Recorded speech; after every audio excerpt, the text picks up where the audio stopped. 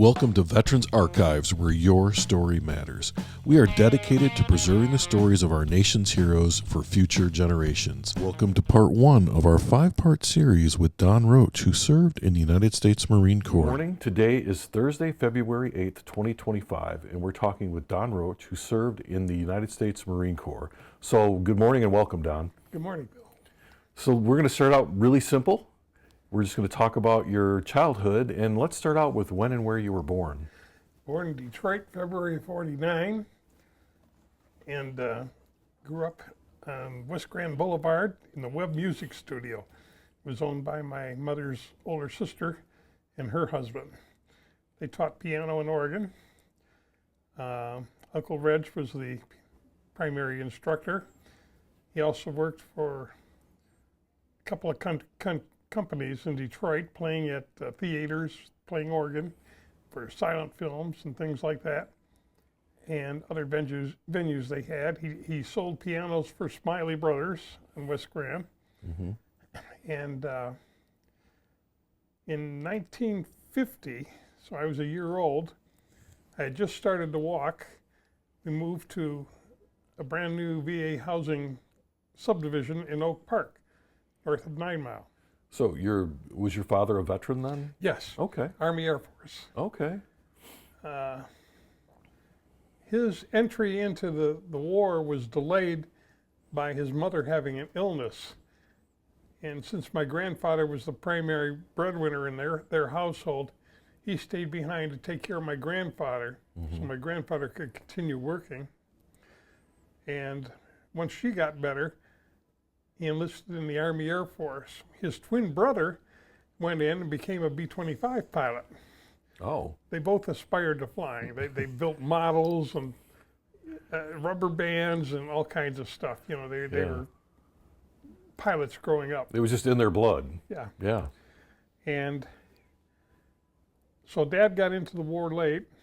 He was in flight training, and he had a leg injury playing football. Mm-hmm.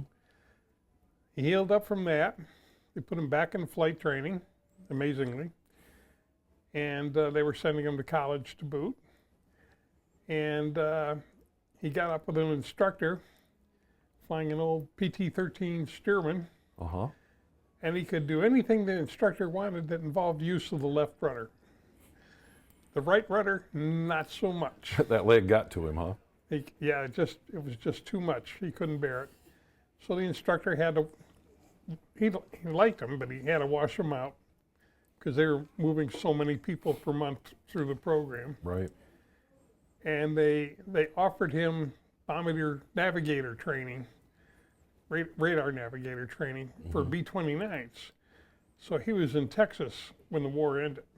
Oh. Dropping sandbags all over Texas, you know. Did he get good at it? Interesting enough, he hated it. Mm-hmm. He wanted to be a pilot. So he was throwing the bags every which way. Well, he had made friends with a couple that he met in town. Mm-hmm. Turned out they were the people that edited the films for the Army Training Command. So they knew he was better than what they were seeing, so they edited the films to make him look good. Oh, no. So he kept going through the ranks and couldn't figure out why they weren't washing him out. Uh-huh. And finally he told them one day, he said, I can't figure it out. They won't let me out of this thing. He said, well, we've been trying to help you along. And he said, well, why didn't you say something, you know? So after that, he did what he's supposed to do, and he did really good. Uh-huh. And he got high marks, got his bombardier wings. And like I said, the war ended, so there was no place to go, fly B-29s. Right. So the Army offered him an easy out, and he took it. His twin brother, Bernard, had been flying B-29s or B-25s for a couple of years, and he flew them all over the western side of the United States. He was testing equipment.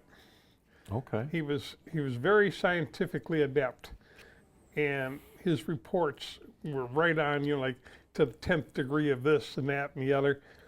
And so the Army kept him busy testing everything they could think of. And they let him go. Mm-hmm. He never flew again. He had enough. Well, that's interesting because he grew up around wanting to fly, and then he actually flew, and then he was like, "Ah, I'm done." Well, from the B-25s, he was mostly deaf, Okay. and their ear protection was not real good. Yeah. And they used to speak through these throat mics, you Uh-huh. know, and you had to speak forcefully to be able to, for the mic to pick it up. I bought one of those things years later, Army surplus, and tried it out with City Tower, and I asked him, "What do I sound like?" He says, "Sounds like you got a bunch of rags in your mouth." So I took that thing off, hung it on a wall. Yeah. Yeah. So your dad got out of the military then, like right at the end of the war, Yeah, and then came back to Michigan? came back to Michigan. My grandfather was in men's clothing, Mm-hmm. and before the fall of '29, he actually owned a men's clothing store in Gratiot. And it was suits and pants and vests and things, shirts and all kinds of haberdashery stuff, hats and whatever. And some of his biggest customers were the Purple Gang. Oh, They loved his store. So they were in all the time sprucing up. He didn't know who they were at the time, but that was just a Roach story that came along later. yeah. And but at the crash of '29, he lost the business, had a close-up shop. Nobody was buying anything back then. He ended up selling shoes door to door. Mm-hmm. And I've always admired him for that he had enough tenacity to keep working at what he knew how to do best. Yeah. And that was clothing and fitting people, making them happy with the fit of whatever he was selling. He probably got really good at just reading people. Oh, right? absolutely. And understanding what it is they wanted. I would have hired him in a heartbeat anywhere. Yeah. Anyway, my dad followed him into the clothing business. Mm-hmm.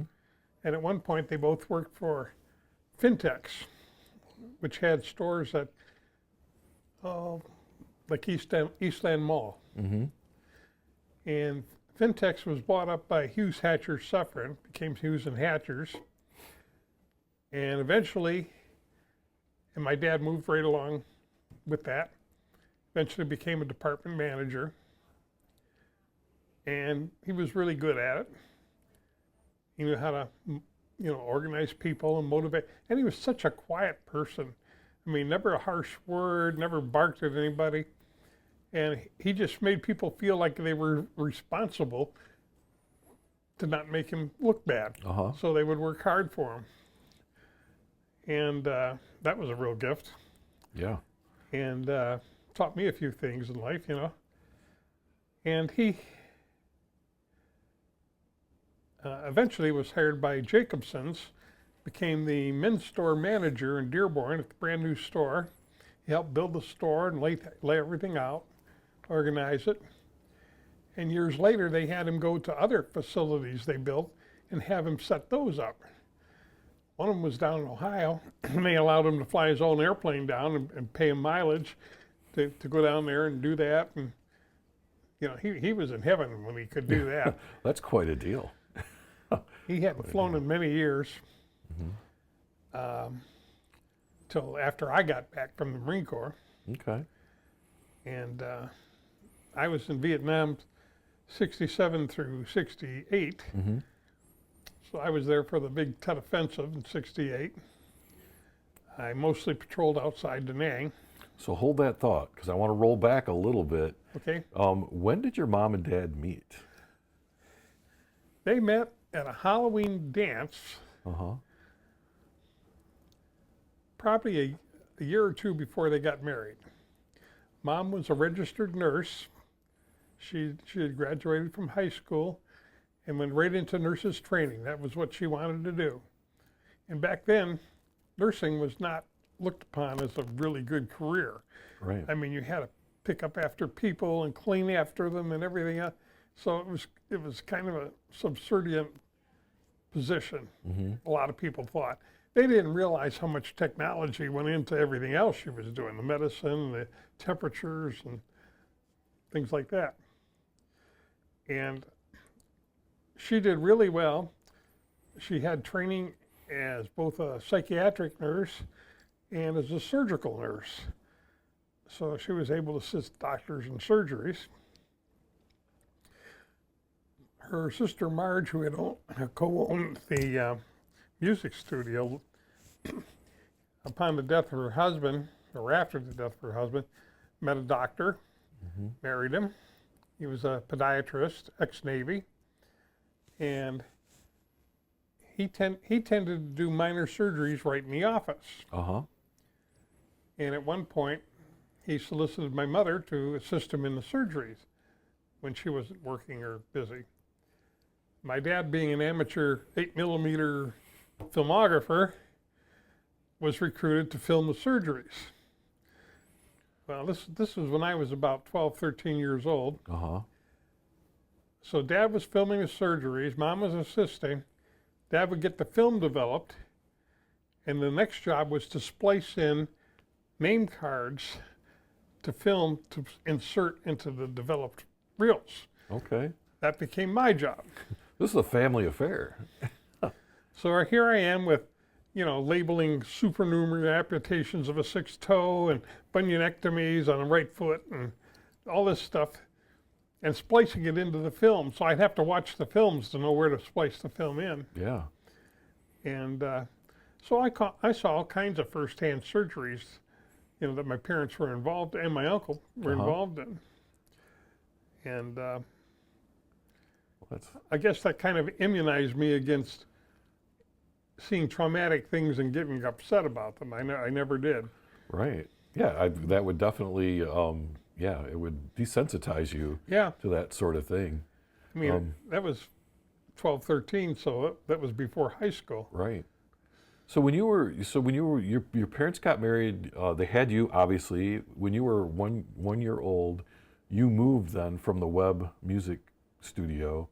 Where did you move to? Oak Park, Michigan. Okay. We got a VA home loan. It was kind of a cookie cutter block. All the houses looked alike.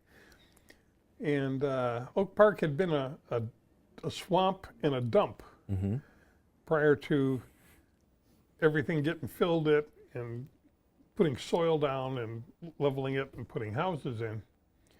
As a kid, I used to like to dig in the backyard, and I'd find all kinds of treasures, broken beer bottles, I mean. Right. One time I actually found a wallet with a dime in it, and that was like a big treasure for me to incite me to keep digging. But it was a dump, and that's all that was in there. And so you had 3 brothers and sisters. How many brothers and sisters? 2 brothers, 2 sisters. Okay. So family of 5. And did they come along in pretty rapid succession? Yeah, Doug came along when I was 3, Joan when I was 5, Carolyn when I was 7, and Thomas when I was 9. Your family was very busy. That's a lot of kids in a very small age range. Mom had a sister that had 8 kids, starting with a girl my age, Barbara. And Barbara and I we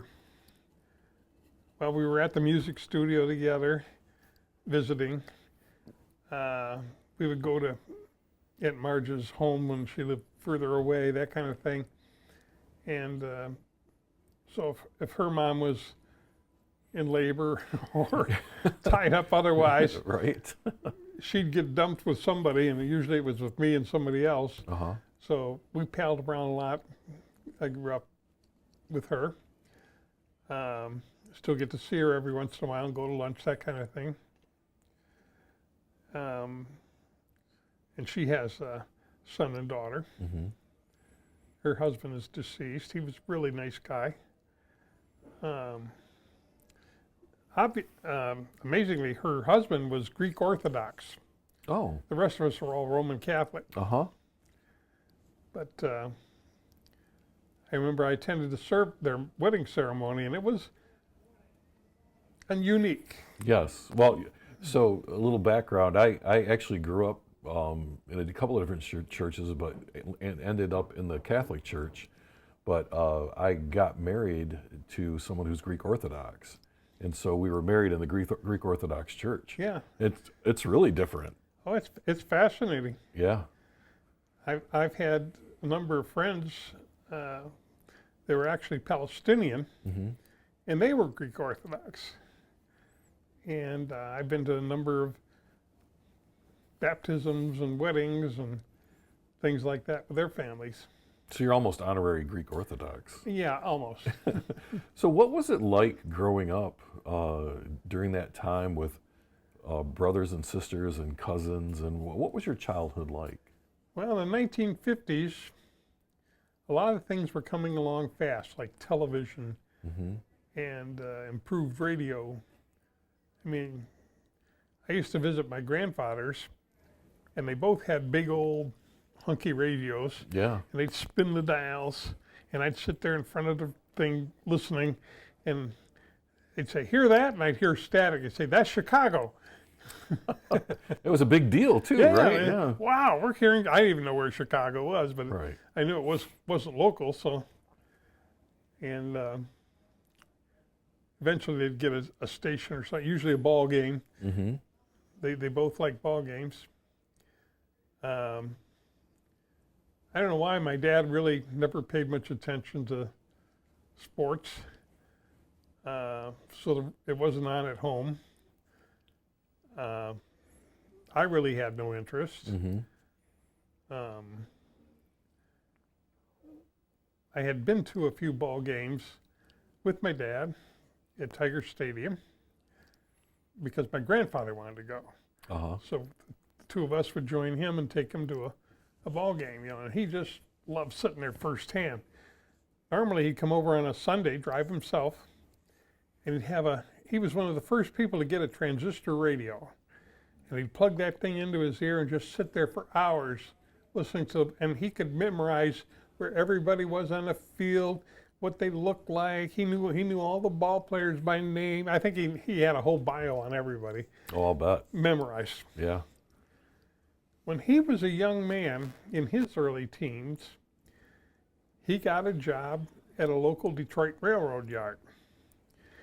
His job was to sit up in a control cab way above the ground, like 2 stories up, and watch a fleet of trains come through, and then sit down and write down all the boxcar numbers. He could memorize them that fast. Wow. So he had almost like a photographic memory. I did not inherit it. Too much to my chagrin. Yeah. But he was brilliant in his way. He was always, that was my dad's dad. He was always figuring things out. And my other grandfather, my mom's dad, was an older gentleman, German. He had been brought over from Germany by his mother when he was a baby. She married a naturalized citizen, and she became a citizen, as well as he did. And so he grew up speaking German in the home. I don't know much about his education or anything, but he was a skilled craftsman with a micrometer. And he got a job with Chrysler Corporation measuring steel at stamping plants. So when they got steel shipments in for fenders or hoods or whatever, his job was to inspect the steel and make sure it was the grade that they wanted. Okay. And years later, we heard about that. We called him Grandpa Brand. That was his name. And years later, we heard about the sons and daughters, always amazed at how many people brought gifts to the house. Turkeys, hams. I mean, food was expensive back then. Yeah. But they were always well fed. And a few years later, a few of us realized these were bribes. Oh, really? The people bringing the stuff over were the salesmen for the steel companies. Oh, no. Had to live that one down after a while, Right, right. So tell me a little bit about school and what it was like for you kind of growing up during your school years. I mean, I kind of get a sense that family was important and close Sure. in your family. And so I can only imagine that you like blazed the trail for your siblings when it came to school. So how did you do in school? What was that like for you? Well, kindergarten was crazy. That was my only public school at the time. And I didn't really relate to a lot of the kids. Most of the guys were into sports and I didn't understand that at all. I said, a bunch of grown men playing ball, you know, how exciting can that be, you know? Yeah. I just didn't get it. And I was building my, balsa airplanes and things like that. And when I wasn't building them, I was drawing them. And in kindergarten, my teachers went to a parent-teacher conference, and the teacher complained that, well, he's drawing airplanes all the time, and they're in perspective, but they're always red. He doesn't use other colors. So they had a talk with me. They were concerned about this. So they had a talk with me, and after that, I drew everything in black. It's like, eh. So, and they were also in perspective, you know, like when you'd see a wing, it'd be trapezoidal, you know. Right. It looked like you were looking down the wing. Yeah. Yeah. And I just drew what I saw going over in the air, you know. I didn't have any airplane books. I mean, they were cartoon books, not real books. Yeah. And I was actually reading pretty good in kindergarten. I had been reading the comics for years in the paper, and if I didn't understand one, Mom or Dad would read it, and I'd follow along, pointing at the words as they read them, and I learned to recognize the words. So I didn't understand much about construction of alphabet and that sort of thing, but I could recognize the patterns. Right. So I guess, like my grandfather's eidetic memory, I was using some form of that to make sense out of it. And after that, I could read newspapers and books and whatever. And I had a real fondness for reading. I loved finding things out. And first grade through 8th, I was in Our Lady of Fatima grade school, parochial school. First 3 years, first 2 years, the teachers were mostly nuns. After that, we got some ladies, civilian teachers, 3rd and 4th grade, that kind of thing. So was parochial school like people say it is? It was strict. Yeah. They didn't want kids clowning around in class. You were here to learn. Right. When the class is over, at the end of the day, you go home and do whatever you want. But when you're in school, slap that ruler on a table, you know. Yeah. I never saw anybody get hit with a ruler. I did watch a nun put a kid into a closet. Really? Well, we had these closets with sliding doors where they hung our coats. He was just being obnoxious. They shoved him in there, closed the door, and said, "We'll let you know when to come out." At the end of the class, they let him out. Yeah. Yeah. You couldn't do that today. No. That's frowned upon. But at least it didn't hit him. Right. Right. They didn't want to scar him for life. So when you got into grade school and middle school, you still had this affinity for airplanes then. Oh yeah, I wanted to learn all about them. Yeah. And the more I studied, the more I learned how important education was regarding airplanes in order to design them, build them, balance them, that kind of thing. So I was an honor student all through 8th grade. Okay. Every month they had awards for every grade level, you know, or every 3 months, I guess, they graded us. And I'd get it on the honor roll, and it never meant anything to anybody. My parents actually expected it. So I didn't think it was anything brilliant. But it was a small portion of the class that could do that month after month. Right. Or year after year. And in 3rd grade, I remember I had a science teacher for the first time, and she offered extra credit if you do a presentation on a board and explain something to the class. I diagrammed the USS Washington, which was our first nuclear-powered missile submarine. Okay. And I explained how the reactor worked and the missile tubes, and the teacher was sitting there with her mouth open like, where does he come up with this stuff? You know, like just, I mean, it was technology way behind anything she had ever learned. Yeah.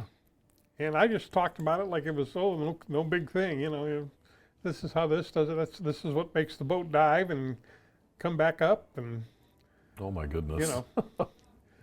And I got extra credit, but Yeah. and most of the class was pretty pretty engulfed. At least the girls were. Half the guys were. Mm-hmm. Half of them got bored after a few minutes and said, "I don't need to know about that." Right. They're never going to use that, right? Yeah. Yeah. It's like that's still, yeah, they can do it now, but that's a dream, Uh-huh. Like, I'll never be in the Navy. Yeah, right. And but that's the way my life went. Mm-hmm. I was always doing something way beyond what the class could do. And Did you find yourself getting bored as a result of that, or did you just? no, in third grade, we actually had a day when they took us across the street to Oak Park Public Library and got us all library cards. Well, I went around that library and looked at it, and I thought, I'll never be bored again. Uh-huh. And from then on, I was taking out at least 2 books every week. And after the first year and a half, so about 5th grade, I'd read all the kids section books that I wanted. Mm-hmm. There was an author who wrote books about scuba diving called Leonard Wibberley. He also wrote The Man on the Moon, The Mouse on the Moon, that kind of thing, Yeah. Oh, it was The Mouse on the Moon, I'm sorry. And The Mouse That Roared, and you've probably seen I'm familiar with The Mouse Silly That movies. Roared. Yep. Yep. I know what you're talking about. where the town is the Grand Duchy of Fenwick, Uh-huh. that book. So anyway, I was really familiar with Leonard Wibberley. And then one day in 4th grade, I was over there on a weekend, and I wandered into the adult section. Mm-hmm. And the first book I spotted was The Wake of the Wahoo. The Wahoo was a World War II submarine, Okay. very successful, that went missing Mm-hmm. after 7 missions. We're on the 7th mission. So I got that book out. The book was written by a crewman who was aboard the sub the first 6 missions and then came down with appendicitis. His job was yeoman, Mm-hmm. which of course in the Navy is a clerk. Right. So he knew all about all the people on that boat. He memorized. I mean, he had the eidetic memory. He knew their ages, where they came from, who their parents were, their girlfriends, all the scuttlebutt that sailors have going back and Oh, forth. yes. He knew everything, and he memorized, and he wrote this wonderful book. It's been a favorite of mine ever since. So you still own that book, I do. assume. Yes. I've got a copy. And but the way I would do it is I couldn't take the book out because it's an adult section. Mm-hmm. So I'd have to sit there for 1 or 2 hours at a time and read it, and then go put the book back. Well, I never put it back where it belonged. I put it somewhere else You didn't want anybody to check it out? so it would be there Yeah. the next Saturday when I got a chance to go back and pull it out and read more, all the way until I completed the book. Mm-hmm. And after that, I started doing that in the adult section from then on. I'd take a book out, read what I could, hide it somewhere, get it up, Once in a while they'd find it and put it back where it belongs, and I have to go look for it. But, Yeah. I don't think they really knew what was going on. No, they probably just thought someone was just randomly putting books away. Yeah. Yeah. So I would try to disguise it. Like I'd put it in a book that was, between a bunch of them that looked similar in shape. It's like it accidentally fit in there. Uh-huh. And I guess that's where my conniving part came up. I turned out to be a pretty good conniver. Okay. And Did that last you all the way through school? yeah, through life. So I graduated from 8th grade. I had a chance to go to Catholic Central and tour it, see the classrooms. Well, the classrooms had purple blackboards, which my eyes did not like the way the light hit. And they used yellow chalk, which it was gaudy. Yeah. And I thought, I can't do 4 years of this. I'll go mad. Plus, it was all boys. It was segregated. Oh, so no girls in No. Oh, goodness. Not at Catholic Central. Not at that time. I don't know about now. And I liked interacting with girls. Some of them were really smart, and I got along well with all of them. And, you know, I'd meet a girl who was having problems, and I'd talk to her, walk her home, anything, you know, just to help her straighten out whatever she was facing. And been doing that my whole life also.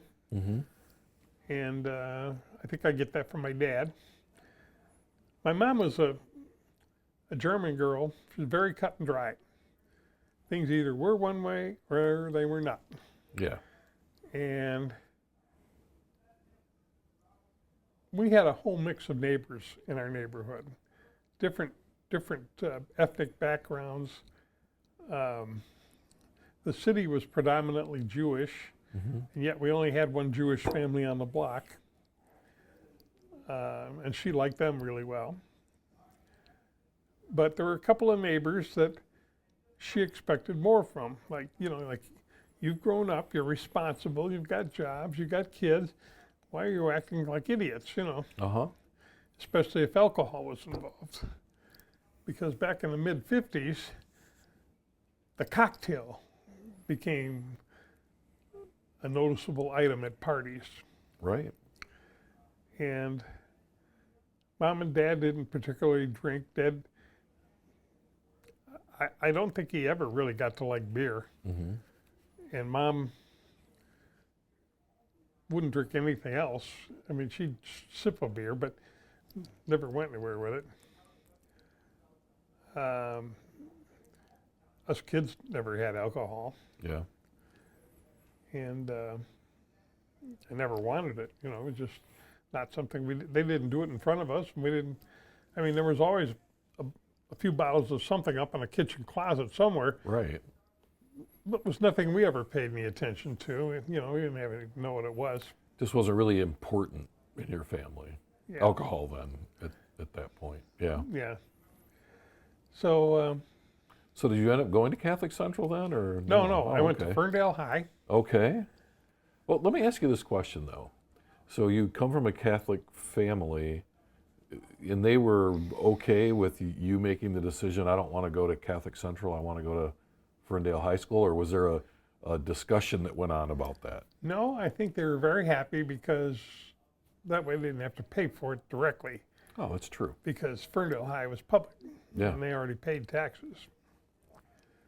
So after, let's see, I think Catholic education through 8th grade was $50 a year per kid.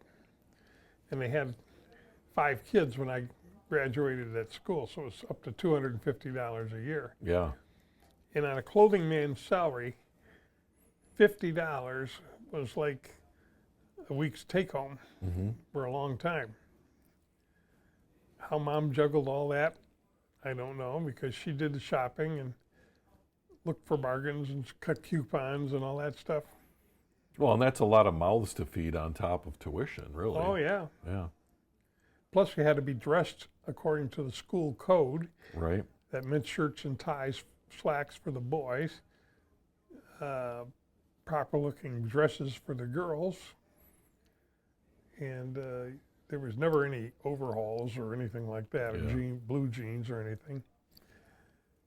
And so we were all dressed, in, you know, like Sunday best, going to school. Yeah.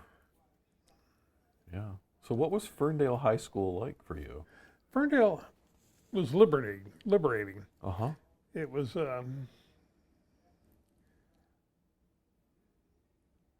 I thought it was really a step to get no more kids and interact with more. My class had over 600 students, just my class. Yeah, that's a lot of people. And there were 4 classes. So it was a busy, busy school, very big. The school was on 3 levels. It was laid out in the outline of a big square. So we had a courtyard, and Yeah. we had an auditorium at the head of the building, that kind of thing. And the dress codes were a lot more lax. You could wear blue jeans and Western shirts, and I mean, either snaps or buttons, they didn't care, as long as you were dressed properly, you know. And Nobody was hitting any desks with any rulers or anything like that? no. And classroom, what should I say, structure was different. In Our Lady of Fatima, we were always quiet, reserved, and allowed the teacher to speak, and we raised our hand if we had a question. We didn't talk amongst ourselves. We didn't pass, well, the girls were passing notes. The boys didn't really get into that kind of thing. But at Ferndale High, you know, if somebody wanted to talk, they just turned around and talked. Even if there was something going on up front of the classroom, you know. Well, they found out from me real quick, I didn't like being interrupted. I wanted to hear what the teacher had to say. And I had a hard time seeing the board. So I always tried to sit at the head of the row or somewhere close to it so I could read what's on the blackboard. And oftentimes, at the end of the class, I would go up and finish copying notes from the blackboard that I hadn't been able to read, hopefully before the teacher erases the whole thing for the next class. Finally got my eyes tested. They were bad. Oh. So the school called my parents and said, "You got to get this kid into an ophthalmologist now." You know, it's a wonder he gets good marks when he can't read the board from, you know, so many feet away. Right. And yet you were doing all that reading early on. Oh yeah, in books. I could read a book. Yeah. I just couldn't see anything far. So it turns out one of my results from that problem, one reason I didn't get into sports is I couldn't see anything. I thought everybody couldn't see anything, so I didn't understand the commotion. You know, they were running around out in the field. I didn't know what they were doing. Well, that would make it pretty boring if you couldn't see what was going on. No, I just didn't understand it. Yeah. And yet my parents never picked up on that. My dad wore very thin glasses. My mom didn't have to. So my dad took me to his eye doctor. The guy was down on Woodward in Detroit, up a tall flight of stairs. I mean, it was the tallest staircase I ever went up in my life. And it didn't have any breaks. You just came in the front door and went up and up and up and up. Must have been 3 stories. Wow. And we get up there, and he puts me in the chair and starts doing this or this or this or this. And I was amazed I could read all the letters after he did all the mechanics of the machine. And he wrote a prescription, and gave it to my dad, and says, "You get this filled today. Put the order in today. They'll mail you the glasses, but you get this done today, and I don't want to hear any excuses." So on the way home, driving up Woodward, we were below 6 Mile. We were coming up Woodward, and Palmer Park was on our left side. And Dad was driving, and of course in those days cars didn't have seat belts. You just sat in the seat. Right. So I'm sitting on the right side of the seat, the bench seat. My dad's driving. He says, "What's that sign say over there?" And I look around like, "What sign?" "That sign." I said, "What sign?" You know, and he thought I was being smart. Yeah. So he was getting mad, and he didn't say anything, but his face would start getting red. Especially his ears would get red, and his face would get red. Old Irish trait, you know. Yeah.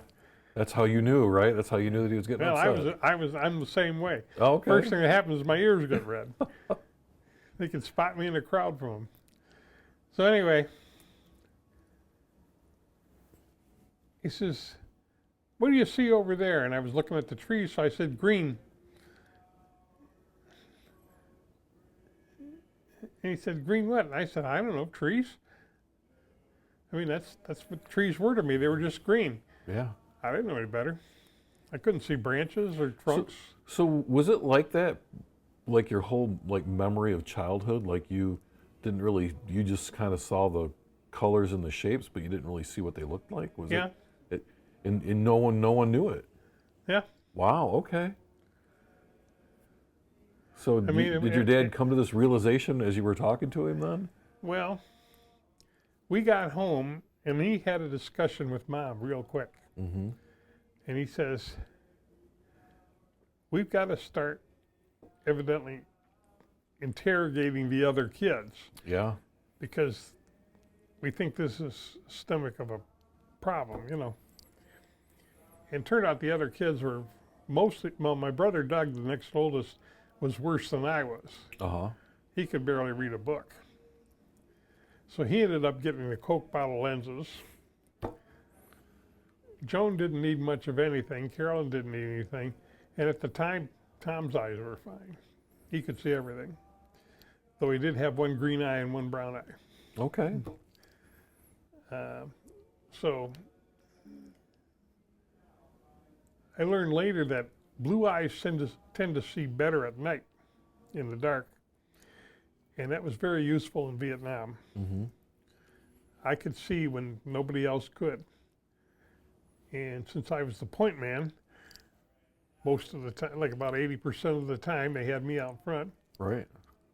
I knew the lay of the land. I could watch out for things, and the others just followed along. And they trusted you. Oh, absolutely. Yeah.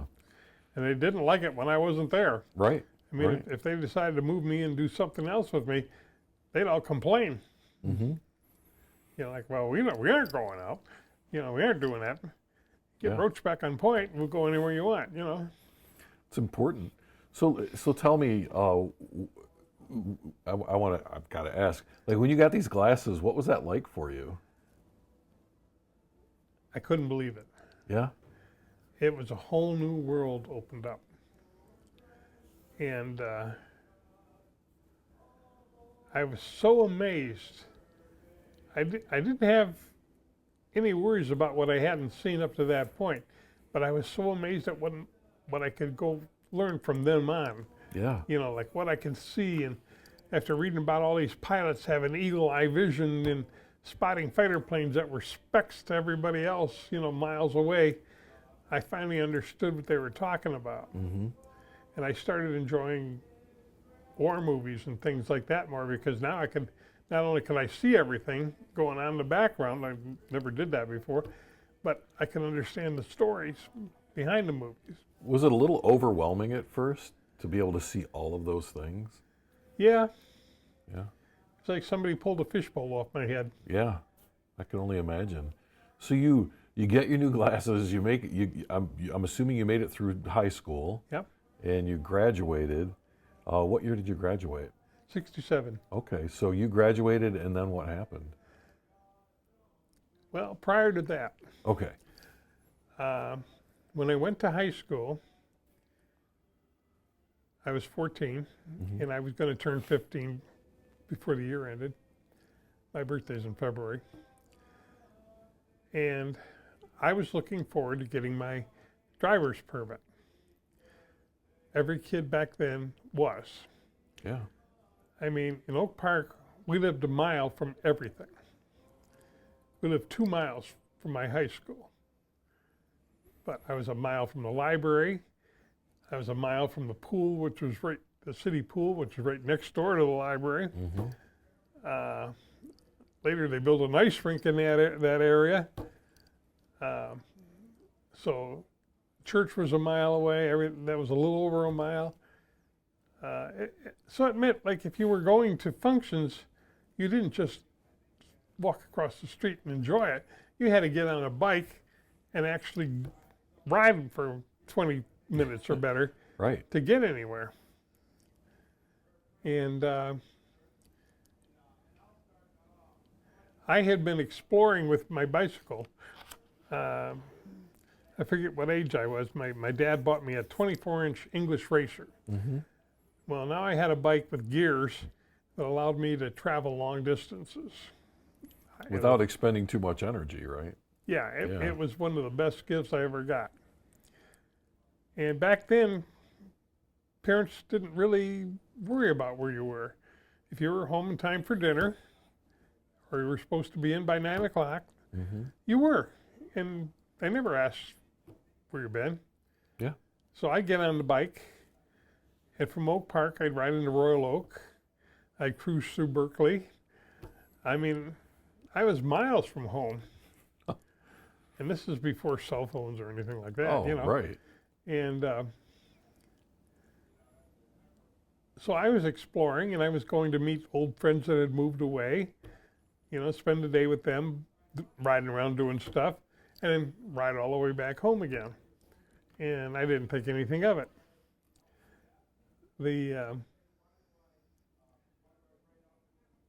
And even though I wasn't going to get a family car, they couldn't afford two cars as it was. Right. I wanted to get that level of appreciation and responsibility that I'd been working so hard for. So I was an honor student through 8th grade. I was the built-in babysitter, being the oldest of the family.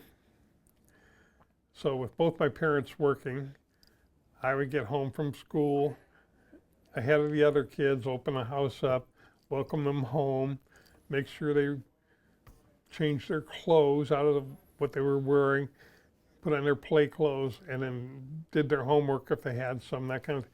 And I'd help them with it or entertain them and keep them busy until my parents would show up closer to making dinner and dinner time, that kind of thing. And my dad didn't always make it for dinner, being a manager for Jacobson's, that kind of thing. He would get delayed and have to work late and eventually come home. But he came home. He didn't go to the bar or anything, you know. Right. I mean, he was very responsible. And that was the deal he had with my mom, you know. And I think that worked out well for them in their marriage. They were married a long time. She outlived my dad by quite a few years. Okay. He died when he was just about to turn 70. She died at 94. Oh, yeah, a few years. And in the early 50s, she had cancer surgery. They did a mastectomy, tubectomy, lymphectomy. The doctor advised her being a nurse, she knew the doctor well, and he advised her, let's take everything out. Like, let's not have a reoccurrence. Yeah. So she became the oldest and longest lasting cancer survivor in the Detroit metro area. She was picked out of the bunch by Lila Lazarus on Channel 2, I think it was, Oh. for an interview Uh-huh. at one of the cancer runs in Detroit. We used as a family, us kids, we used to take her to these cancer runs and push her around in a wheelchair. And she'd meet people and talk to them and that kind of thing. And even living in a nursing home, she was always nursing. Yeah. You know, if she wasn't in her room, we'd go down the hallway and catch her giving a nurse at a computer station a shoulder massage. You know, Always taking care of people. always, it was her thing in life. And she says that's why she lived so long. Uh-huh. Because she was always busy. And she had gone to school with a bunch of girls. They all became nursing students together, and they were lifelong friends. So they would come and visit her, or we'd take her to visit them, that kind of thing. And eventually they started falling off. Mom was one of the last ones around. Yeah. And their stories were always so amazing. I loved giving up time just to take her to go visit these people.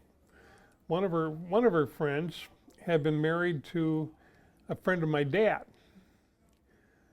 And he had been a B-26 bomber pilot in World War II. Brought back a whole bunch of pictures. Oh, wow. So he had pictures of their bombing raids and their missions departing the airfield, and she shared these with me. And I mean, I'm looking at things I have, the like of which I had seen in photo albums in the library, but these were firsthand, my story kind of stuff. It was amazing. The oddest thing he had was pictures of Mussolini after the war. Oh, He was hung, yeah. and his wife was hung with him because she was part of the empire that he was trying to build. And there were pictures of the bodies being hung. There were pictures of Mussolini in a coffin and the atrocities some of the locals tried to do to him, throwing things on him and that kind of thing. And it really broke your heart to know that these people had suffered so tremendously through that war, and that they actually saw the end of the war. And it was relief because the Allies came in and said, "You're free. You don't have to do that anymore." So I learned a lesson from that. I thought, well, it took the Allies a long time, but every day meant something. That's right. Every effort they made, every human life it cost, ended up doing something good, eventually. Yeah, that's true. And my mom had a brother who was in the war. He was in Army Supply, served in North Africa. He got out of the Army, came back to Detroit, tried working for a little while, couldn't get with it, and said, "This isn't what I want to do." So he said goodbye. My mom's mom had died when she was 7. So her father raised herself, her sisters, her brother, all as a single parent. Yeah. So he told his dad, he says, I'm going to leave. I know what I want to do. So he went down to Georgia and joined a monastery, became a monk.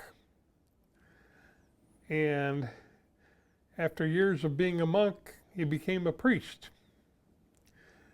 And he was second to the abbot when he died. He was in charge of all the novitiates, Yeah. the beginners. And when he first started with the monastery of the Holy Spirit, the monastery was cloistered, only men allowed. They didn't talk. They could sing praises and say mass, that kind of thing, but there was no conversation. And unless you were the abbot or somebody and you gave them orders to do something, they had a farm, so they had animals to care for. They baked bread. They started selling the bread. The locals started showing up, buying honey and other things. They had a little store, and then they started selling books, and they even wrote books. Some of them. He wrote some, and it got to be quite a facility. Right.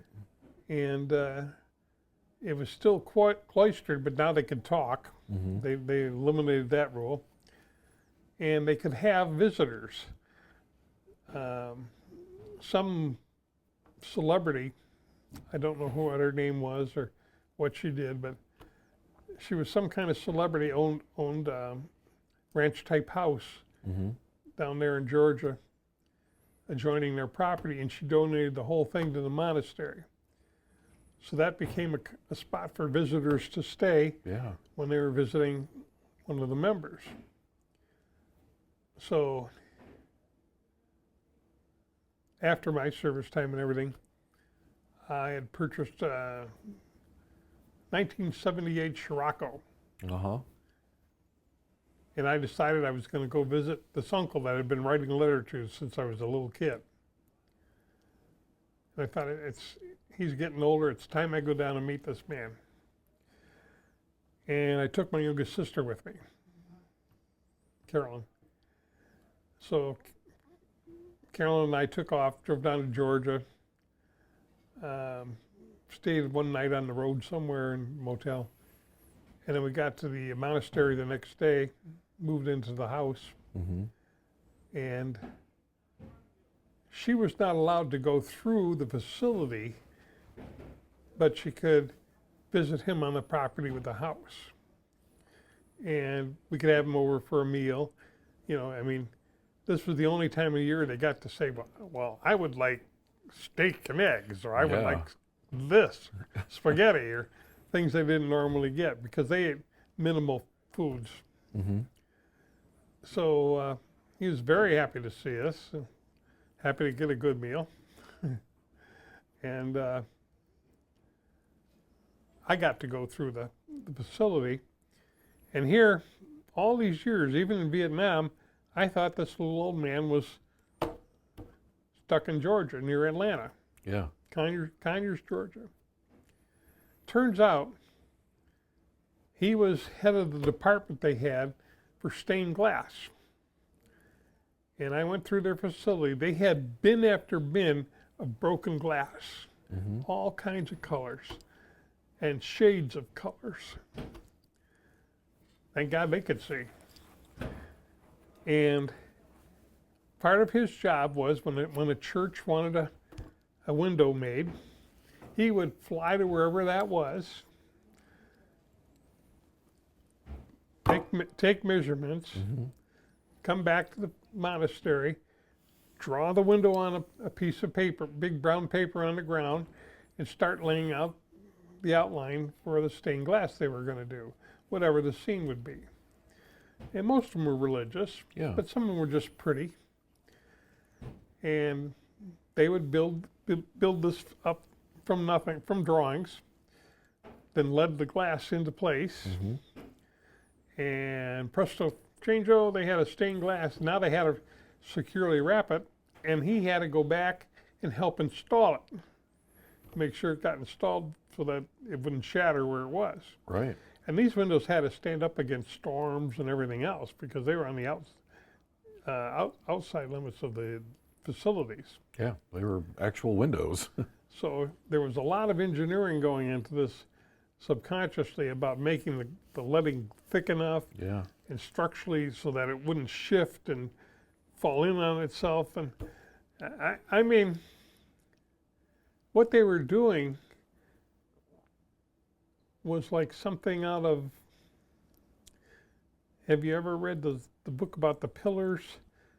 It's an author that wrote about the church from early days in England when they were building these big cathedrals, and how they started getting the funding, and how they hired the craftsmen to build it.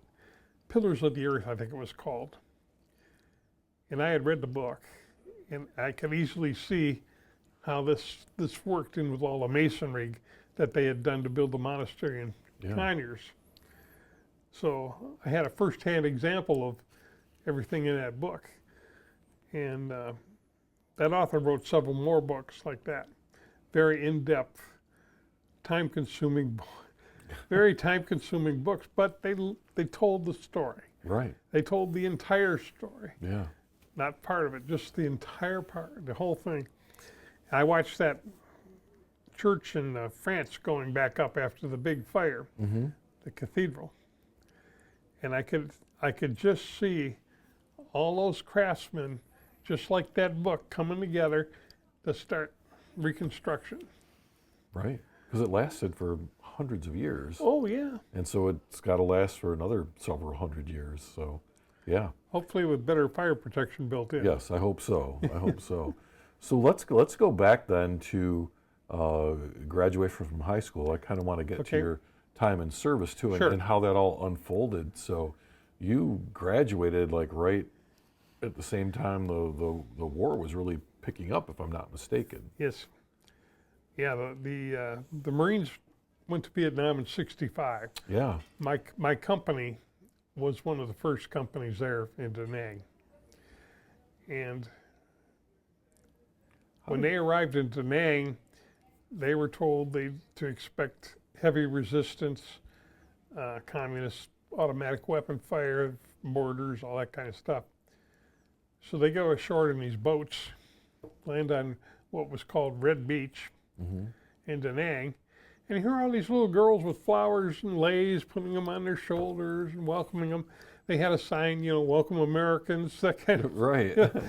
It's a whole lot different. So here you are with all these grunts, these combat-ready Marines, ready to do their thing, and there's nothing to do. It's like, we're going to have lunch.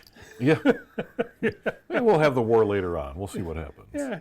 You know what? Yeah. I can get into this. This will work. And so they turned out to be a bunch of laid-back guys, and so they were very happily received. They were happy to be there. There was trouble later on, but Right. the communists were keeping their distance at that point.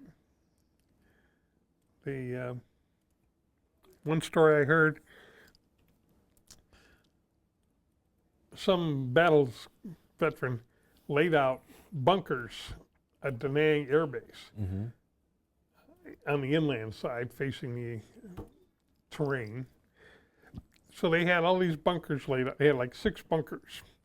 And these were designed to be machine gun emplacements. Of course, the communists weren't sure what they were building. So, along about 5:30, 6 o'clock one evening, the first Marines go out to the bunkers, one each. And along comes a junior grade lieutenant, decides to inspect the lines. So he goes out there and takes notes. Every bunker has one man in it. He's got an M14, that was the rifle they had. And they're all by themselves. He comes back in, goes to the corporal of the guard and says, "What's the story?"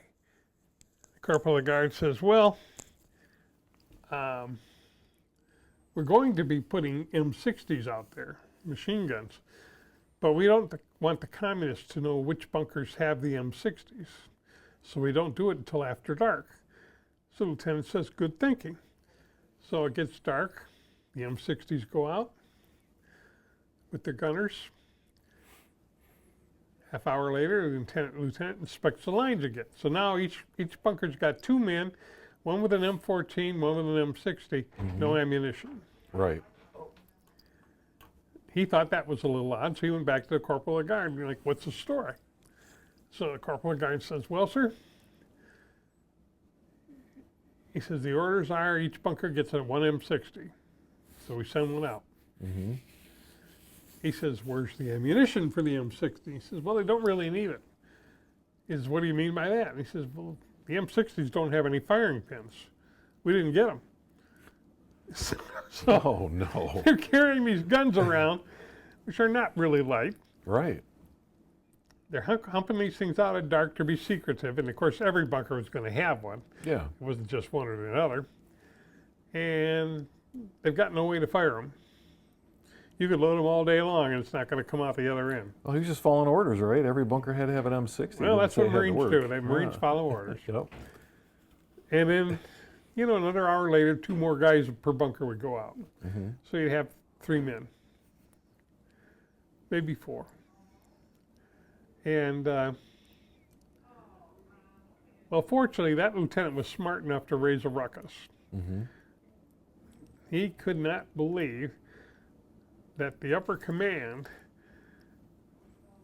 was ordering Marines to defend an air base with just rifles. What's the point? They drag these things out. Now they're responsible for them. They got to bring them back. Right. Can't just leave them there. Can't let the enemy get them. So they got their firing pins. It's like 2 weeks late, but Yeah, at least they got them. after that everything changed. Yeah. So, Don, tell me, how did you end up in the Marine Corps? Let's talk a little bit about that. Well, I never got the driver's permit that I was looking forward to. Right. I was, let's say, brokenhearted. Every idiot on the block, boy or girl, at 15, went to driver's ed, graduated, and got a permit. Yeah. Didn't matter if you had a car or not, you had the permit. you were considered responsible. I'd been an honor student. I'd been tutoring my brothers and sisters. I've been tutoring kids in high school. I've been doing extra credit things a lot. I was hoping to go to college and become a flight officer somewhere. Right. And I didn't know anything about Naval Academy, Air Force Academy, any of that stuff. And talking to senators, getting appointments, and that was all beyond me. I didn't know anything about that. My school counselor I considered him a rabbit. Mm-hmm. He was taking up space, and that was about it. When I first started high school, I went in, came from Catholic education, which was advanced, Yeah. and I was an honor student on top of that. He put me in general math and general English, even though I was on an academic program. Mm-hmm. So he screwed up. I went through general English and general math sitting there feeling like an idiot. I mean, I was looking at stuff I learned in third grade. Yeah. I was bored out of my mind. I was looking out the windows. I was doing other things, other homework, whatever. I got passing marks, but I didn't try to excel. Yeah. There was no point. It was too stupid. The reading material was substandard. My own reading material was way over what they had. Mm-hmm. My vocabulary was way over what they had. And I didn't realize the difference. I didn't know any kids that had other classes to ask me, what are you doing over there? You Right. should be in my class, Right. Well, that summer I met some of those kids and I figured it out. I told my parents, I said, I don't think this school's going to work out for me. So my dad went to have a meeting with the counselor. Mm-hmm. Well, I don't know how heated that got, but he straightened that guy out. And the next year I started advanced English and advanced math. Only now I was a year behind, Yeah. so I had to spend half the year catching up to where I was supposed to have been when I started the class. And I was lucky if I could finish the class with passing anything better than passing grades. And again, my parents were saying no to driver's training. I was very broken up. Mm-hmm. And I assured them I would pay for whatever extra insurance there was or anything else. So I could get a summer job and do that, Yeah. So it came down to one of those things where, well, if I can't drive, I'm not going to work. Fair enough. I won't get a job. Yeah. I never did. I worked for other people that had jobs. I made more money than they did on the side, Uh-huh. like a newspaper boy. He had to worry about collections in order to pay his bill and have profit left over and whatever tips. Yeah. I worked with him. I worked twice as hard to make sure every paper got delivered precisely where the subscriber wanted it. If they came to the door, I thanked them politely, wished them a good day, and took off. Mm-hmm. We were both riding bikes, so I'd be on one side of the street, he'd be on the other, that kind of thing. But I got paid a flat $3 a week, no matter what. If you wanted my help, that's what, and I gave him all the tips. Uh-huh. You can have all the tips. I want a flat $3 a week, and that's all I want. Well, I did that with 2 or 3 guys, so I was ending up with $9 a week. Some of them, if they were really good and they had good tips, they'd make $6. And I had no responsibility. Right. So after about a couple of years of that, they all figured it out. We'd be better off helping each other than hiring this kid. you know. Yeah. So I lost my job. Oh, no. But I was still washing windows, cutting lawns, snow shoveling, I was ambitious. And during the summer, I started running fairs, F-A-I-R-S, Uh-huh. for the little kids in the neighborhood. Yeah. Our backyard was the collection point of the neighborhood. My dad built toys for us. Mm-hmm. He built a wooden Jeep. No wheels, but it had seats, was painted yellow, and it had wheel wells painted to the ground that were blue. And you could sit in this Jeep like this and go anywhere. Oh. We had a swing set, we had a slide, and we had a horse. It was a tree trunk my dad had saved from a tree they cut, an oak tree they cut down in our yard.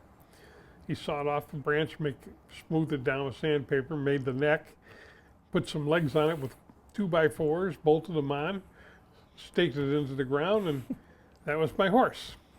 And it Or, doesn't. or anybody else's horse. We didn't And it care, doesn't have to eat. you know. Yeah. And then we had a teeter-totter. This thing had a wingspan about the size of a Boeing. You could put 8 kids on either end. Uh-huh. Or you could have 1 or 2, or you could sit in the middle and fly an airplane. Yeah. Whatever you want to do. So our backyard was imagination and fun. Mm-hmm. And I developed games that little kids could play. Things where they could win prizes. Right. And I'd make prizes like I'd spend the morning taking the chairs, the old chairs I had wood spindles in them. I'd cut the spindles out, saw them off, shape them into baseball bats and put them on cords so they could win a baseball bat. Oh, A little one they could hold. Right. Yeah. And they love those things. They went crazy over that stuff. And my mom would help me make lemonade. We'd serve lemonade. And the only rule was no diapers. Uh-huh. We didn't take kids in diapers. They had to be wearing pants. Because I wasn't going to clean up any messes. I don't blame you. I don't blame you at all. And it only cost a penny to get in. Mm-hmm. I used that for sugar and lemons for the lemonade. Right. Because I knew Mom couldn't just waste money on that. But yeah, so I'd charge a penny a kid, and sometimes they couldn't even win a nickel in a prize, you know. I'd have a prize bag with little collectible things that I saved from, everything from candy corn to we got Cracker Jacks. Uh-huh. Those little treasures, I'd have the little treasures there, put them in a little bag. And the best thing was I got rid of all my junk. It all went out that way. Yeah. It was in the neighborhood. I didn't have to throw anything out. That's good. I didn't have to pack it up again. Yeah. And so I get my brothers and sisters involved, and some of them did it really good. Some of them didn't like it much. But it was something to do. Kept kids busy. Yeah. And out of trouble, off the street. And they learned how to play with each other.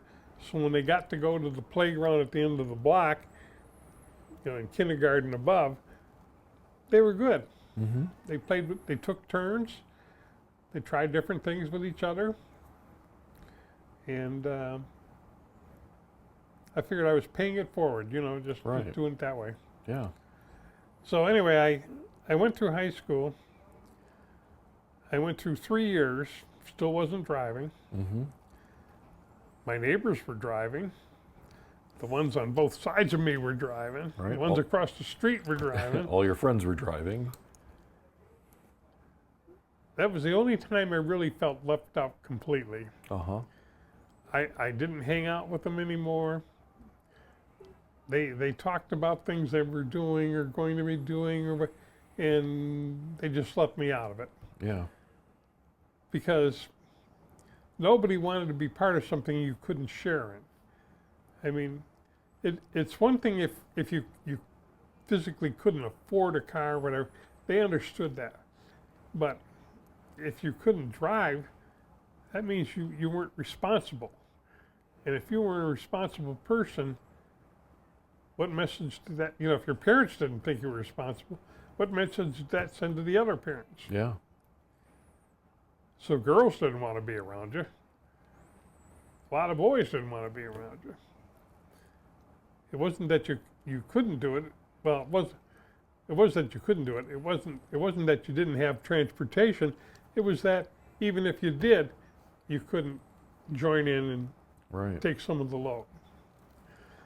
So one afternoon, my dad's dad was still alive, and he was driving.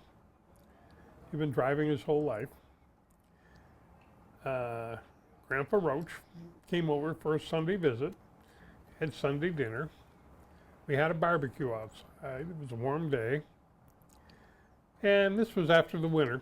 Mm-hmm. So this was like April, May, right in there. And he and I and my dad were sitting out in the backyard after the rest of the family had gone in the house. Mom was getting the kids ready for bed. And I was old enough at 17 to stay up with the gentleman, you know. Yeah. So you think of the old parlor days when every little guy sat around smoking, you know, or Drinking drinking brandy whatever, and smoking cigars. Yeah. like in the cowboy movies. Yeah. So I'm out back with grandfather and dad. And my grandfather made a deal with all his kids when they were young. Mm-hmm. He says, when you have kids, grandma and grandpa will never interfere. You'll share in their growth. We'll throw parties for them. We'll give them gifts. But we are not going to tell them how to behave or what to do. That's your job. Right. We raised our kids. You raise yours. That was the rule. Finally, grandfather couldn't stand it any longer. I was the only grandchild that took the time on a weekend to jump on a bus, go down to Detroit, and then ride it out Jefferson to where he lived, Mm-hmm. and go visit him. He and grandma. Yeah. I was the only one. So you were a responsible guy. You were a good grandchild. You were a good son. Still no car. I remember the first time I did it. Mm-hmm. He called my dad at work. Says, do you know where your oldest boy is? And Dad says, like, no. Uh-huh. He says, well, he's here. Dad says, what's he doing there? He says, he came to visit. Like, how come nobody else has done that? He says, he plans to go home on the bus. Are you going to let that happen? Meaning, like, you're not going to let that happen. And Dad says, no. He says, good.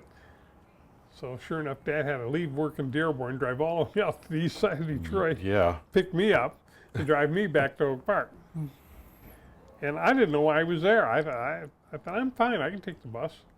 You know, I didn't know anything about riding a bus at night. It didn't bother me. I mean, the bus only goes so far in one direction each time, you know, so Right. you can't miss it. And I had to walk from Oak Park to Woodward, a little over a mile, to get the bus to go into Detroit. So I'd already walked a mile by the time I got on the bus. Oh yeah. So Grandpa led into Dad. He says, well, first he turned to me and he says, so when are you going to be able to drive me home? And I looked at him like, where did this come from? Mm-hmm. And I just and I was already set on doing it myself. Yeah. Like, I'll graduate high school, go and get a license, I'll do whatever I'm going to do. I'll do it on my time. So I was through asking my parents for anything. Yeah. And so grandfather's asking me, like, when are you going to be able to, and I'm kind of like trying to signal him, like, don't bring that subject up. We don't want to talk about that here now. Because he hadn't spoken about this to me previously. Mm-hmm. And I said, well, I'm thinking I'm going to do it next year. And he lit into my dad. What the hell's wrong with you? Like, this kid's never been in trouble. He's an honor student. He's been doing this and this and this, you know. And I mean, he gave my dad the third degree like I'd never heard it. Uh-huh. He wasn't violent. He didn't use foul language. but the English he used just desecrated my dad. Just took him down to the wick. Uh-huh. So now my dad, being a typical Irishman, ears are red, face is red. I know the signs. Yeah. I wish I was behind a tree somewhere. He listens to me and he says, "When are they going to have the enrollment for driver's ed this year?" And I said, 2 months ago. And of course, he's having trouble containing himself. He can't Right. believe he's hearing this. Right. I mean, grandfather's accusing him of not being aware, and now he finds out he wasn't even aware that they'd already done this 2 months previously. And then he followed up with a magic question. "Do you know who runs that program?" I said, "Yeah, it was my old typing teacher runs it." "What's his name?" And I told him. He says, "Go get a phone book." So I got the phone book, found the teacher's name. Dad says, "Call him. Get signed up." So I called the teacher. I told him who I was. He says, "I remember you, Don. What do you need?" Like you. I was the only boy in the typing class, Yeah. and I was studious and worked hard. So he liked me out, tremendous amount. And I told him, I said, "Well, at the time I couldn't enroll for driver's training, but if possible, I'd like to enroll now." And he says, "You want mornings or afternoons?" So I told him, and he says, "Hey, come on by. We'll get you started right away, and you can take a form home for your parents to sign." Mm-hmm.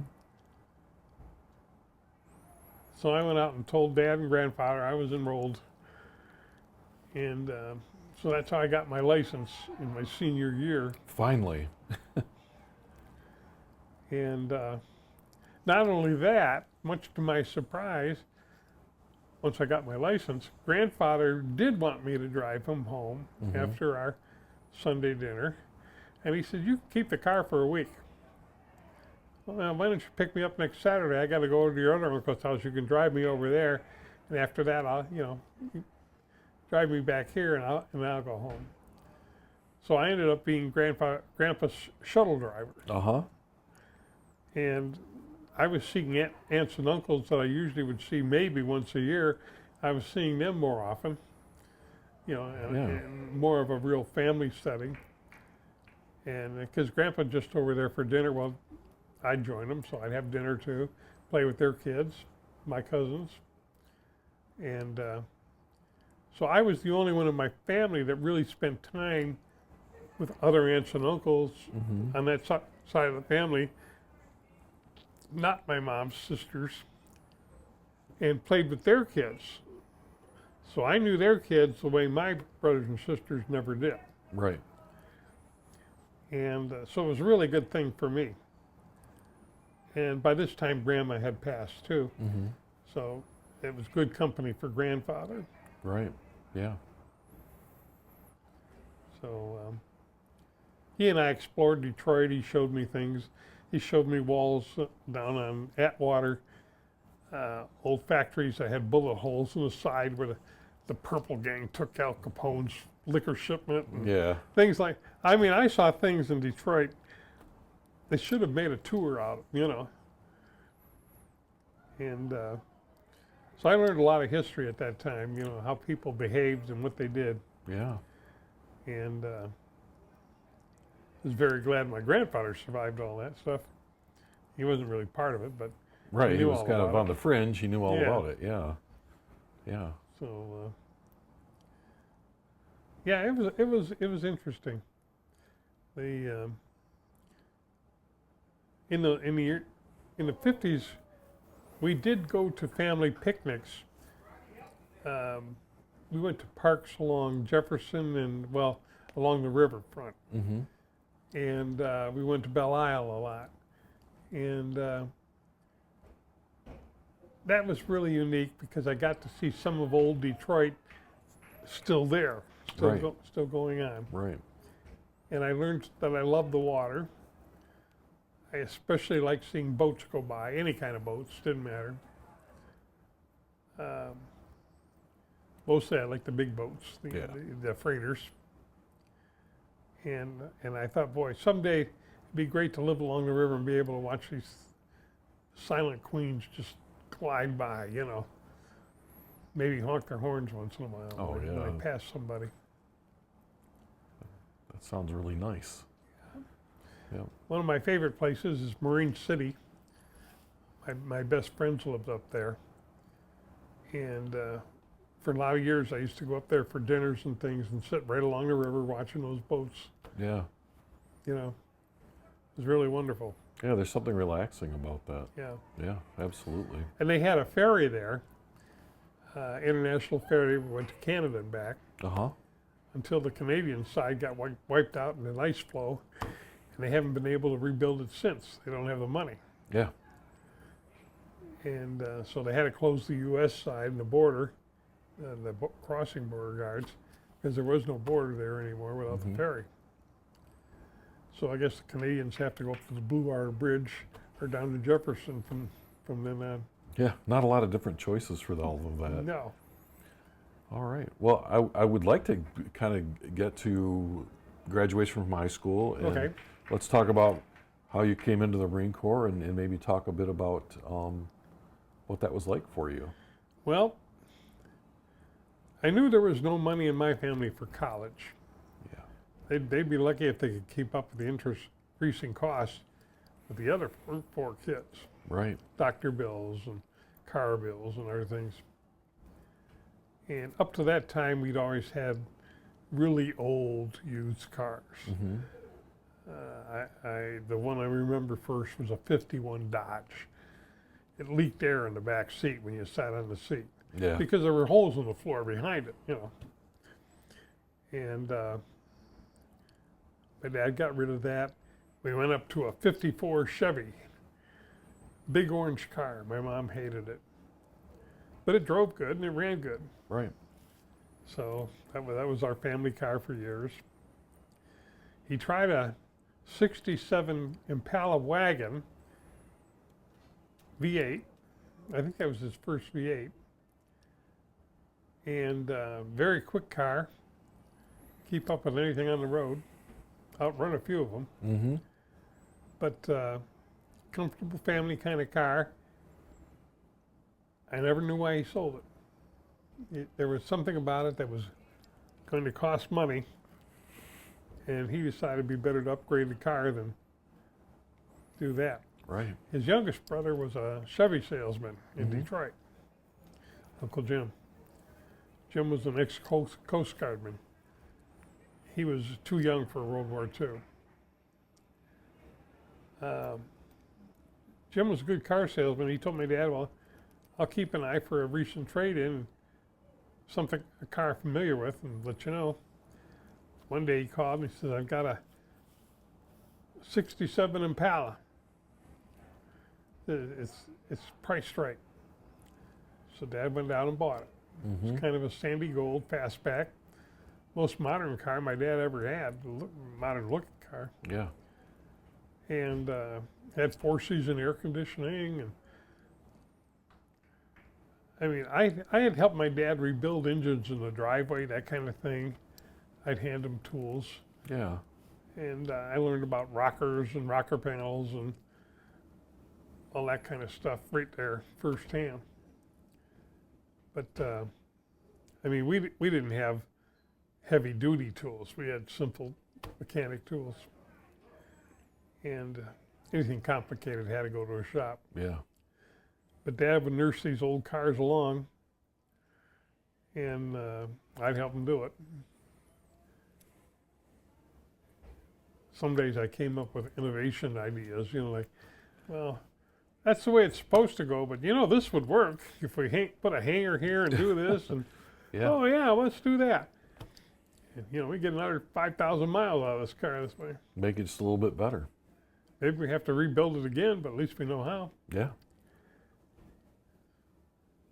So Mom never knew how terrible some of these cars really were. But as long as they started, she was happy. Yeah.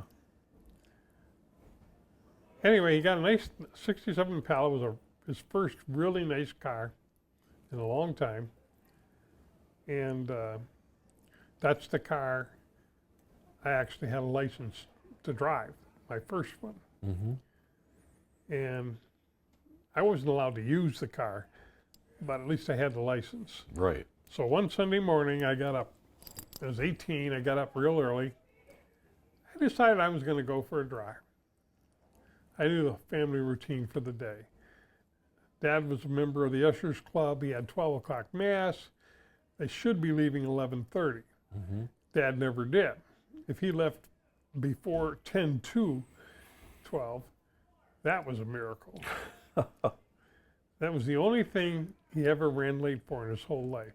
He was always on time for work, for flying, a flight class, training, anything. You name it, he was there waiting and ready to go. Church, not so much. Yeah. And I mean, at a 1:45, we'd see him standing there in his underwear shaving, you know. Mom's running around getting kids dialed up and all this stuff. And Dad's playing games. Yeah. So anyway, I took the family car for a ride. Went out in the country, went down a freeway, well, a highway.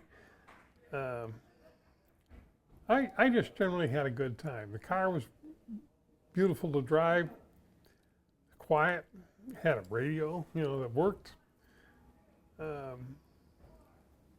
think it was AM, FM. So for the first time, I could actually play music I liked. Nice. I didn't put it on the buttons, but I dialed it in. Yeah. So I'm driving around, keeping an eye on the time. I come back home,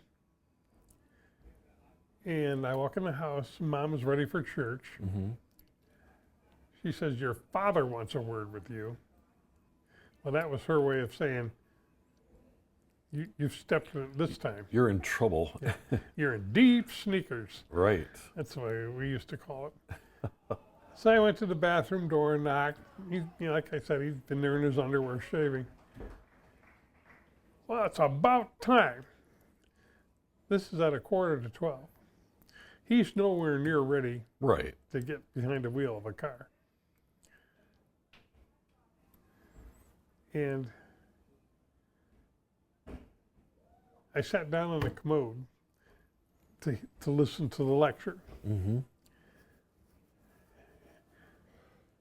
That was not very responsible.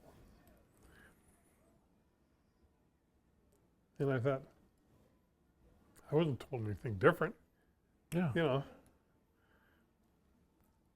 He says, "What if we would have had an emergency?" And I looked at him, I said, "That's what your neighbors are for. How many times have you driven their kids to hospitals and, Yeah. you know, picked them up somewhere or something like that?" I said, "All of them owe you rides way beyond description. You know, you and Mom both, you know." It says, "Not to mention the police department is also our fire department, and they also do EMS type Yeah. response." So anyway, I took the wind out of his sails. Then he lets me off on with the big one. "That car didn't have much gas when I parked it. You know, what happens now if we run out?" And I looked him right in the eye and I said, "I filled the tank on the way back. You're all set." Well, that really did it. It took all the steam out of his sails. He wanted to be mad. He wanted to be mad, Right. but he was so proud of what I did, he couldn't be mad. Like, now he had a story to tell, but Yeah. he couldn't use it against me. He said, "Get out of here," you know. So I went out and waited in the car, and sure enough, about 12 and a half minutes later, he showed up. He put him, the guy works in suits, so he could put a suit on and look immaculate in a minute. Yeah. He knew how to tie a tie and tuck a shirt in. And he designed custom clothes for many patrons of Jacobson's, including ball players and other celebrities, people I never heard of. The only one was Denny McLean. He did a bunch of suits for Denny and delivered them to Denny's house. Says, "I never saw a man with so many telephones on a coffee table in my life." That's funny. And but anyway, so I got away with it. And he asked me not to do it again. He says, please just don't take the car without permission. Just say something. Yeah. And if we can let you go, we'll let you go. And I said, okay, but I never asked again. Right. I got it on my system. And they were definite about no motor scooters or motorcycles. Definitely not in this house. Yeah. Well, one evening, my mom and dad were going somewhere. There had been a motorcycle accident. They responded. Mom was on the scene as a nurse, trying to help this poor guy that got splattered. Mm-hmm. Idiot wasn't wearing a helmet. Oh. So it was a cranial injury. And it scared the heck out of them. They said, yeah, that could be one of our kids. Yeah. We gotta make sure they don't ride these things. So that was their word. No, don't do it. So anyway, one afternoon, I guess I did do it one time. I asked them for use of the car on a Saturday morning. Didn't tell them why. Mm-hmm. They assumed I was going to a friend's house 2 blocks away. That's where I usually went. Yeah. So I borrowed the car. I drove into Royal Oak to the recruiting office, which also had the selective service office. And the draft had started for Vietnam. I walked in the office. Selective service was there. All the doors for the armed forces were locked. I tried the Air Force. They were locked. Tried the Army. Thought maybe I could be a helicopter pilot or something. They were Right. locked. And I knew I couldn't fly for the Air Force unless I had college. Mm-hmm. So I decided I was going to go in the service to get college. So I knocked on the I went into the Marine Corps office. It was open. There were 2 people in there, both dressed like janitors. One was asleep on the desk with a broom in his hand. Uh-huh. The other was leaning out the window, 2nd floor office, trying to get a date for lunch with some girl on the sidewalk. He was laying out a spiel, Yeah. I couldn't hear her in, but oh come on, this and that, and I looked at him like, good luck with that guy. You're a janitor trying to date a girl, building away. Oh, yeah. What does that look like? Anyway, I turned around and started to walk out. And the motion caught the eye of the guy in the windowsill, and he looked at me and says, what do you need, sir? Well, with that, the guy in the desk rolled onto the floor. And I said, I was just looking for the Marine recruiters. And the other guy jumps up and he says, that's us, we're them. And I said, hey, this is my kind of outfit. I mean, if they can relax on the job like this, can't be that bad. Yeah. So Yeah. let's talk. So I sat down with them, and the first thing I did was lay out my plan. Mm-hmm.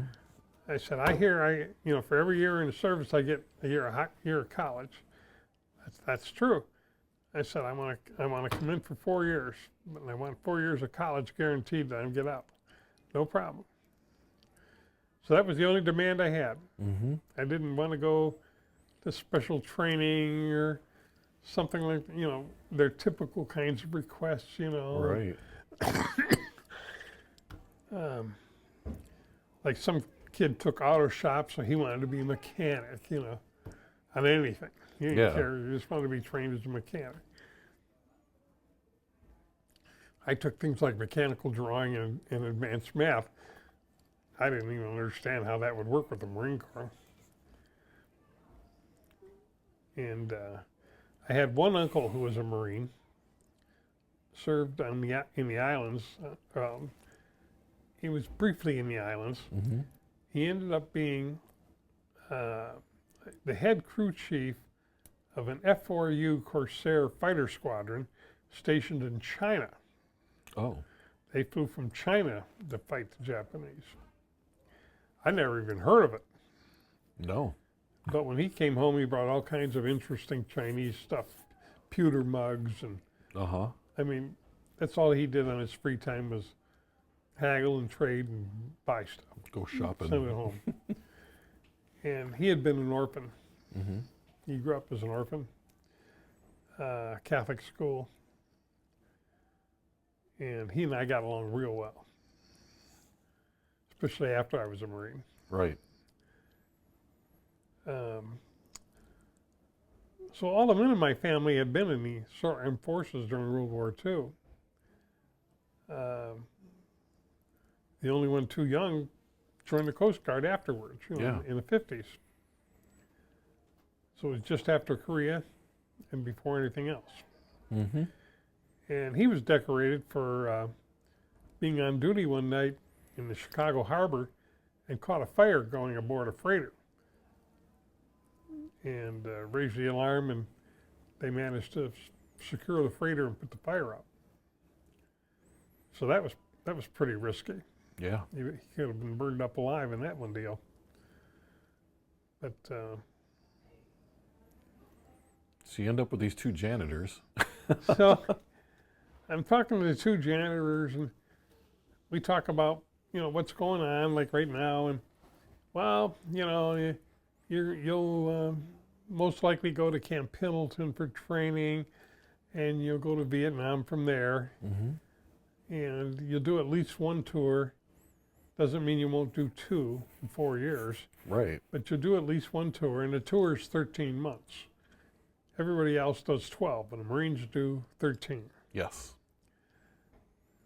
Don't know why.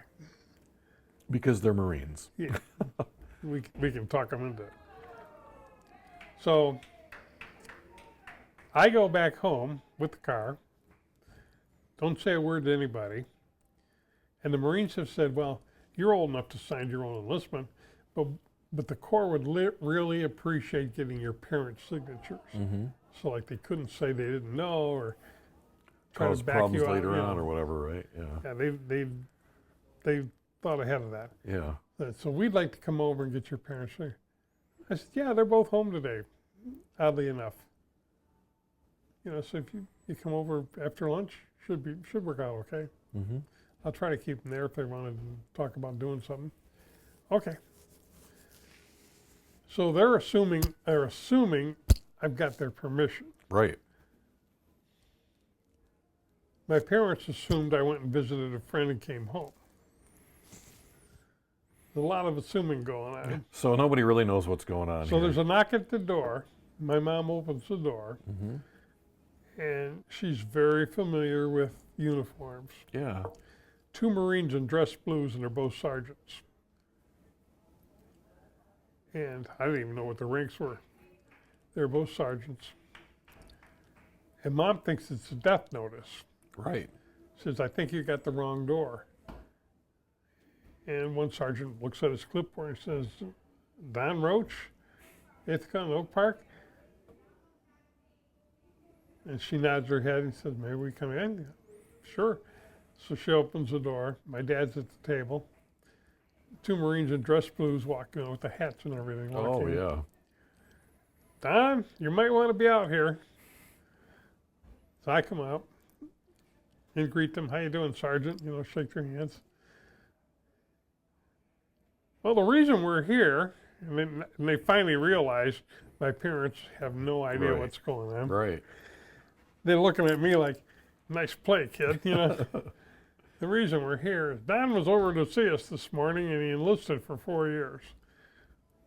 My dad, who has never been at a loss for a word, sat there for 10 minutes just mouthing, 4 years? 4? I mean, just kept Right. saying it over and over like he was trying to understand it. And then they explained, he was insistent that he get 4 years of college, and with 4-year enlistment, we can guarantee that.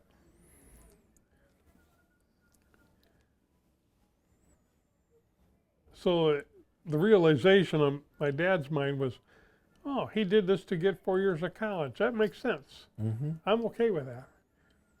So my mom asked, what are the chances he'll be in Vietnam? And this is like March of '67. It was a month after my birthday. Yeah. And they're both excited. Oh, he'll be there by January. Oh, goodness. And she's looking at them like, you're sending my boy to Vietnam by January? Yeah. Yeah. Like he's going to be trained and everything ready to go. So I went over as a January replacement. I actually got there in early December 1967. Mm-hmm. So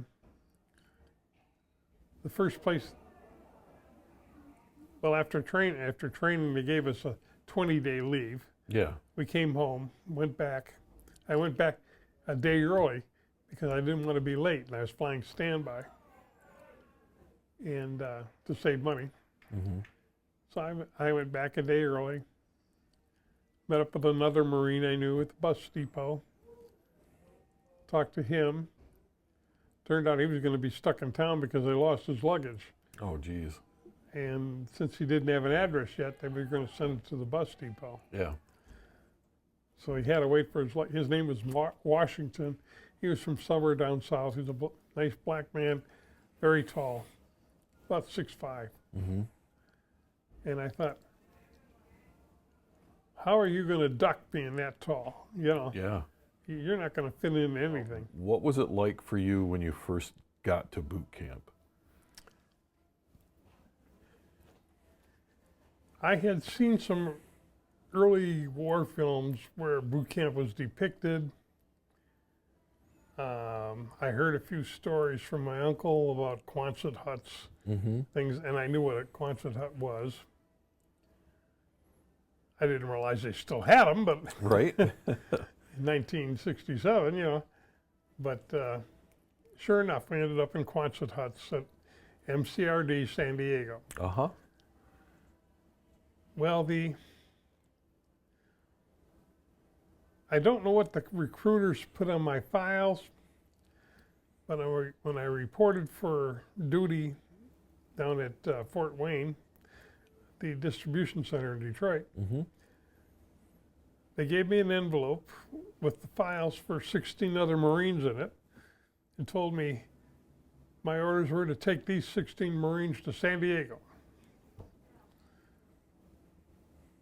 Okay. Yes, Sergeant, I'll do that. I can do that. How do we get to the airport? Right? Where do we go?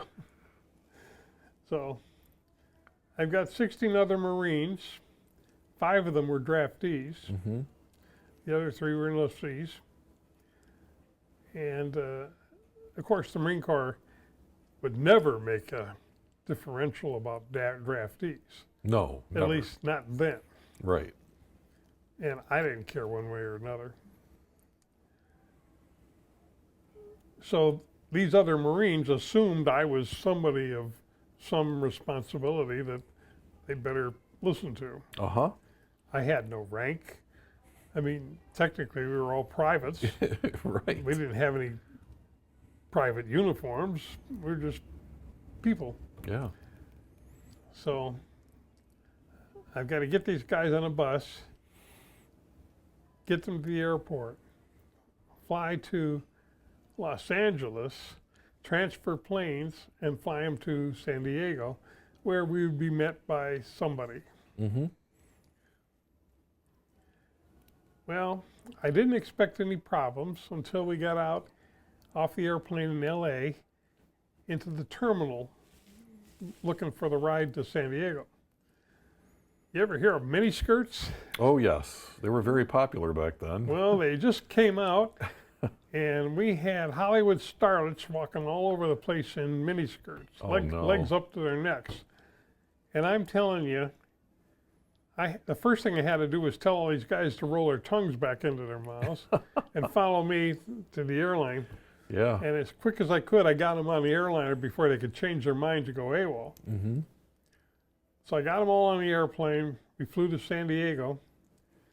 And fortunately, I sat next to a PFC who had graduated, Marine Corps boot camp the year before. Yeah. says, so here's what you got to know. You never learned anything with your mouth open. So like, pay attention. And he says, when they ask for volunteers, normally you would not do that. You Right. wouldn't volunteer for anything until they ask for somebody to be a milkman. That's the job you want. You Okay. want to be a milkman, trust me. So it turns out the milkman job wasn't until we had already been through several weeks of boot camp, and now it's our turn for KP in the mess hall. Yeah. We're going to get a whole week of KP just to teach us how to follow orders and do all our jobs together. All right. Who wants to drive a truck? Well, all the hands but mine and another. I told another guy, a friend of mine, we're going to wait until they need a milkman. All these guys wanted to drive a truck. Well, they all got hand trucks, Yep. and they spent all day in 90-degree and hotter weather hauling stuff in and out off of bigger trucks, real trucks. And I laughed the whole time. Dumbass. Anyway, so they asked for a milkman, and two of us raised our hands, and they wanted two guys, and we were it. Well, we got to work inside the reefer, which of course is cold, Oh, yeah. and it's for chilling the fruits and vegetables, ice cream, things like that. So you got your hands free to pick whatever you want, whenever you want it, as long as you don't get caught. Right. And you're in the nice, cool cooler. And everybody else is working in the heat. Yeah. The mess hall's not air conditioned. The kitchen's certainly not air conditioned. The outside isn't air conditioned, but in the reefer, it's cool and comfortable. So I did that for a week. Uh-huh. And usually we'd pretend to be busy in there counting things and making notes, and so they wouldn't get us for mop duty or anything Oh, else. yeah. You know, I mean, most of the week we got away with it. Eventually somebody said, what are you doing? And we'd say, well, nothing really. Well, get out here and do this. Anyway, so it was the best week I had in boot camp was mess hall. As a Marine, infantry in boot camp, I was the bottom of the pack. I was not an athlete. I couldn't run. The only guy I was faster than was the guy who was short legs and couldn't have kept up with anybody. I was always second from last. As long as you can outrun that guy, though, right? As long as I could outrun that guy, I was on my way. And we're scrambling over obstacles, and, things were not looking real good for Private Don Roach. Right. I mean, I was destined to get the worst of the duty, whatever it was,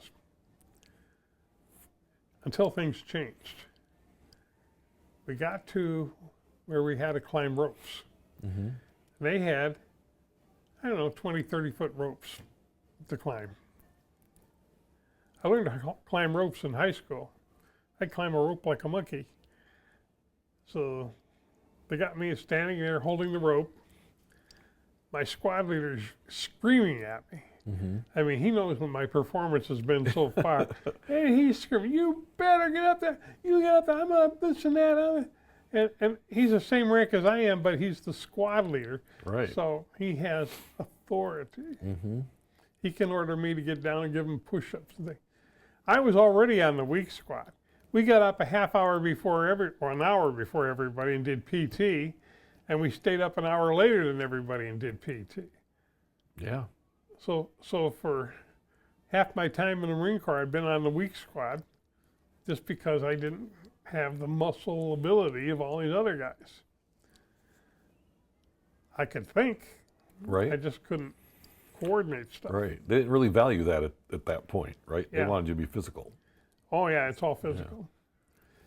So anyway, the sergeant, the the DI, yells, "Go!"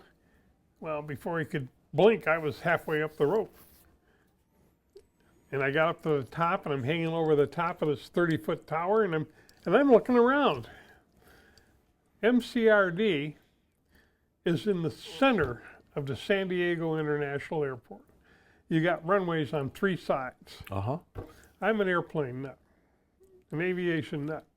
And for weeks, I've got DI staring me in the face. Just let me see you blink. You better be not looking around. I was looking at every airplane that was flying. I mean, there were some wonderful, modern business airplanes, things I had never seen live before. I'd only read about them in books. And turboprops were just coming out. Yeah. And there were twin engines and with big radial engines and turboprops and, well, jets, of course. But I was more interested in the smaller aircraft.